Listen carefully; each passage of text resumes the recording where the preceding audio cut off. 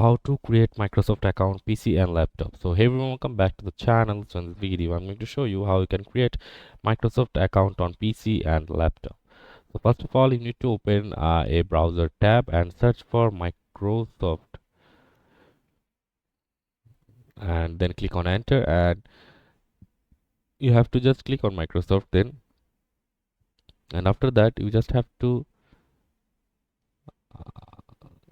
search for the login page of the Microsoft, or you can just simply click on the sign in options from here, and then you just have to simply click on the create an account, and then you have to give a email that you have not provided anywhere before.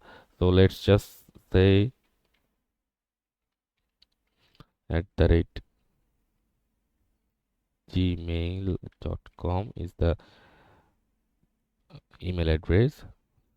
So it will now load, and need to verify your email. You have to enter the code they sent you to the email address, and you just have to simply provide the code here, and then you can just follow the instructions and give the further informations and create a Microsoft account on your own. So that's it for this video, guys. See you on the next one.